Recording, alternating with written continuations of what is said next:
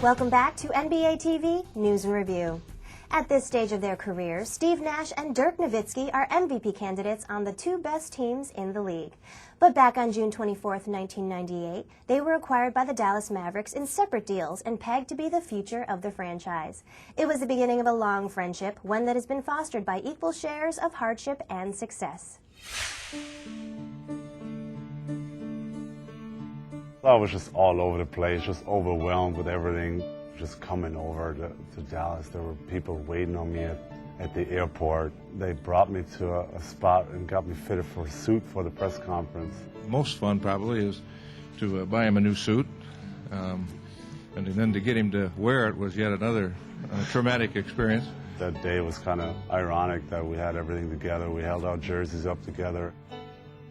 He looked weird with his hair. It was like brown hair and the top was blonde. And I thought he's a little weird. Dirk, you have a statement you want to make? No. I'm all right. Pass me the ball. In the right spot. No, I'm all right. Dallas had endured countless losing seasons, and they were now counting on Dirk and Steve to change their fortunes. But it seemed they had made the wrong choice. Drive it on Nowitzki. Good move, Don. If you come out of Europe, you're a 7-footer, you're a white guy, and you shoot. You're obviously going to be a soft guy. I mean, you hear it right away. I'll be coming in the game, and my guy would catch the ball, and you hear from the bench, "Go at him, go at him. He can't. He's soft." He beat Nowitzki again right there. New language, new culture, new league. He's 20 years old. It's a lot to overcome. It's such a huge step. I still can't believe it. It's a totally different style of basketball over here. The pace is much higher. Under the basket, it's almost like wrestling. Everybody grabs you and pushes you. I'm still not used to it. He called home a lot, and that's always a sign that things are not good. He was frustrated, he was lonely, and he didn't know if he had made the right decision. I was like, "There's no way I'm gonna be able to play in this league." And Steve Nash was also having his problems. They brought in a new point guard. They gave him a nice contract, and he wasn't producing. The fans, they were disappointed. They booed him in our own gym every time he touched it, and I remember sitting on the floor. I was like, "Wow, this is pretty messed up." This is embarrassing. Fans are booing. It was excruciatingly painful just to watch two great guys go through those experiences. But Nash and Nowitzki would find solace in each other. Dallas Mavericks, one fan at a time. One fan at a time, our slogan. Your turn. We both came to a new city. We both lived in the same apartment complex, and we hung out. We didn't really know anyone else, so we became friends. I don't know if he could be a pretty hockey much player. an all-rounder. I mean, I can pretty much play hockey to soccer or whatever, tennis. Just let me know, give me the stick, and I'll play hockey pretty much. What did you say? Not much? Not much. He's a good tennis player. Excellent tennis player. Let's leave it at that.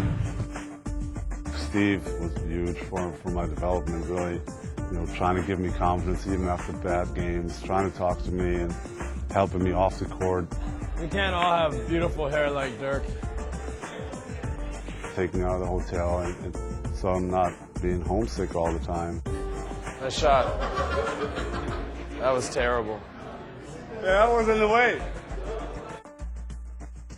And they would use that bond to strengthen their games. It was trial by fire. Both these guys were thrown into this element.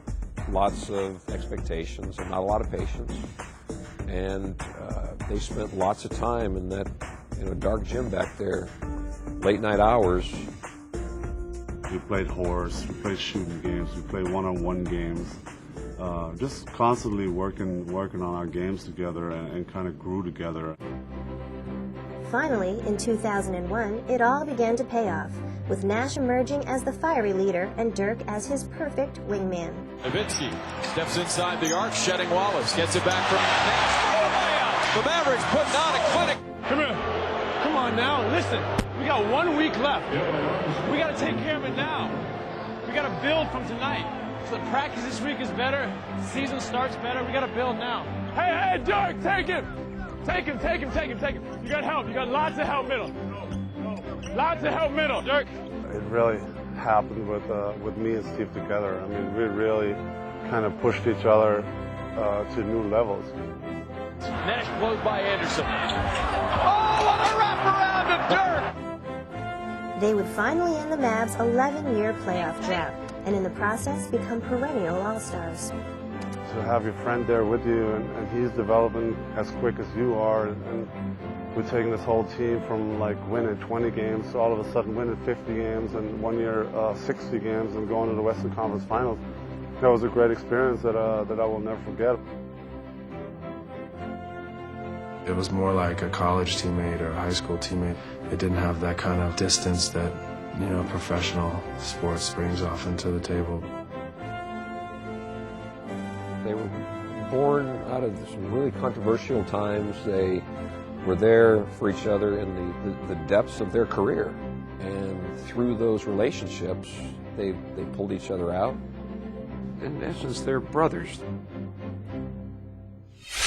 The MVP race will likely come down to a choice between Nash and Nowitzki, and you can follow their progress by logging on to NBA.com.